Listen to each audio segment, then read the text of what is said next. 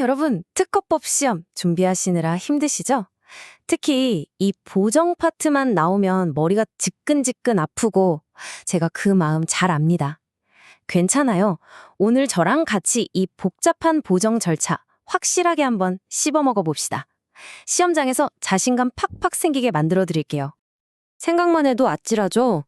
야심차게 특허 출원을 했는데 나중에 보니까 아차 하고 실수를 발견한 거예요. 그럼 이제 다 끝난 걸까요? 망한 걸까요? 다행히도 그렇지는 않습니다. 바로 이럴 때를 위해서 우리 특허법이 보정이라는 아주 중요한 패자부활전 같은 기회를 마련해 두었습니다. 말 그대로 실수를 바로잡을 수 있는 두 번째 기회를 주는 거죠. 자, 오늘 우리 이 보정제도 제대로 한번 파헤쳐보겠습니다. 자, 오늘 우리가 살펴볼 순서는 이렇습니다. 먼저 보정의 기회가 뭔지부터 보고 첫 번째 관문인 46조, 그리고 핵심인 47조, 이 둘의 차이점, 그리고 절대 넘지 말아야 할 선인 51조 보정각하까지. 마지막엔 이 세 조문이 어떻게 엮여 있는지 한눈에 정리해드릴게요. 자, 그럼 바로 시작해볼까요?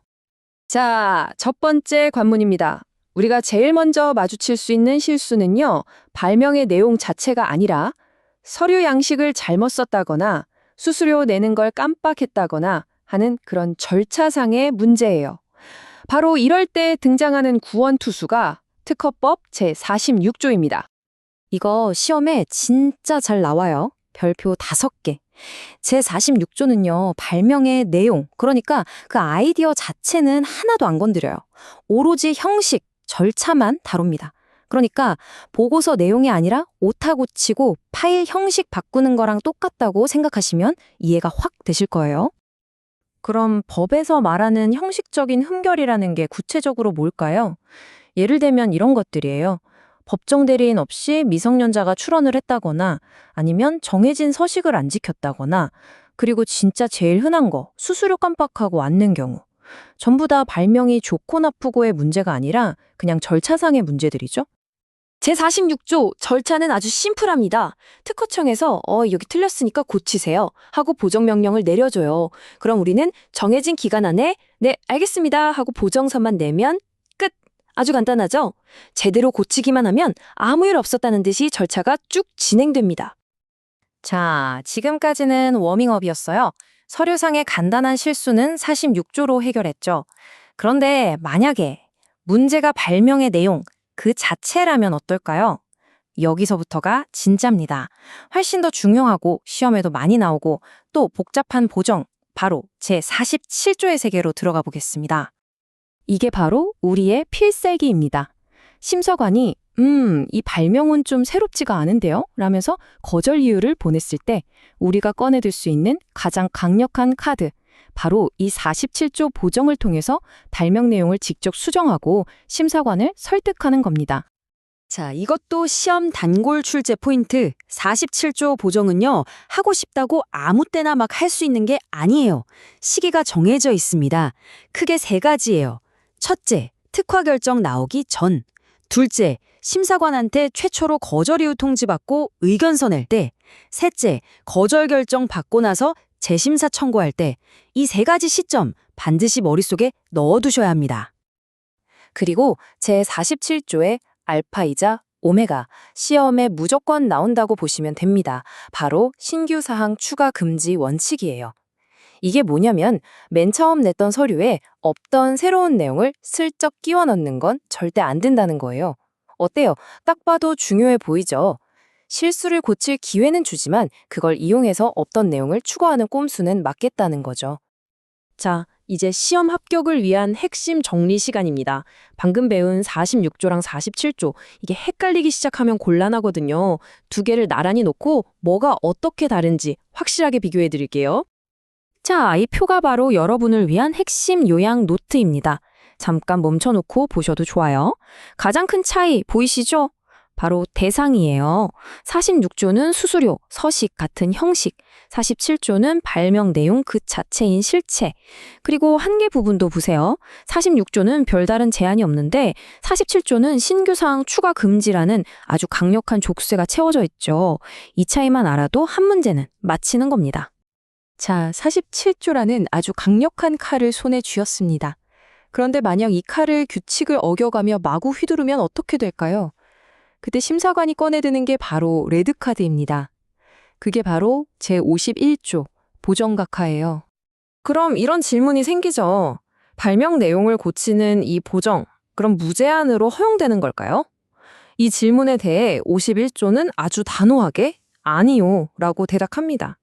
심사가 어느 정도 진행되면 규칙이 훨씬 더 깐깐해져요.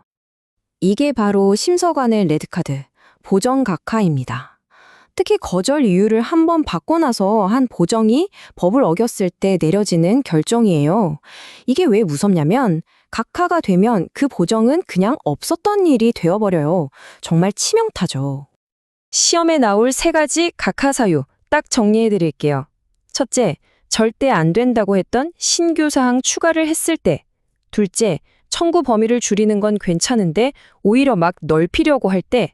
셋째, 혹 때려다 혹 붙인 격으로 보정 때문에 없던 거절 이유가 새로 생겨버렸을 때.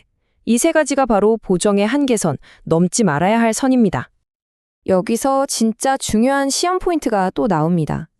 심사관이 당신의 보정은 각하입니다 라고 결정을 내렸을 때 이 결정 자체에 대해서는 바로 싸울 수가 없어요. 즉, 이 각하 결정만 취소해주세요 이런 식의 소송은 안 된다는 뜻입니다. 하지만 여기서 수험생들이 많이 낚이는 함정이 있어요. 잘 들으세요. 각하 결정 자체에는 불복할 수 없지만 나중에 내출원 전체가 최종 거절됐을 때 있잖아요. 그때 그 거절 결정에 대해 불복 심판을 청구하면서 사실 그때 그 보정 각하 결정이 잘못됐기 때문에 이 최종 거절도 잘못된 겁니다 라고 한꺼번에 다툴 수는 있어요. 아시겠죠?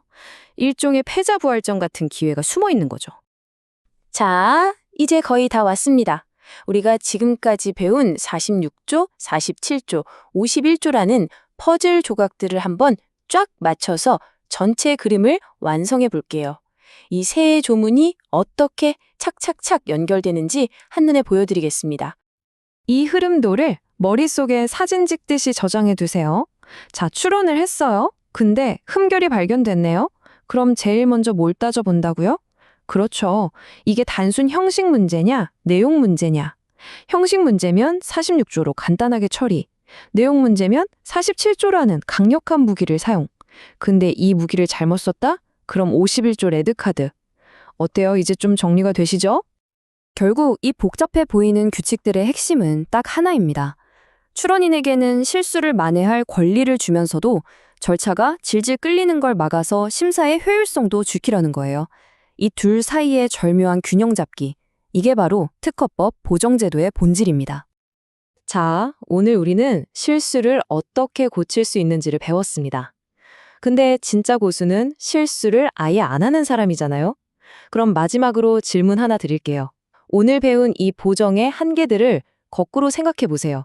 어떻게 하면 처음부터 심사관이 꼬투리 잡을 데가 없는 그야말로 철벽 같은 명세서를 작성할 수 있을까요?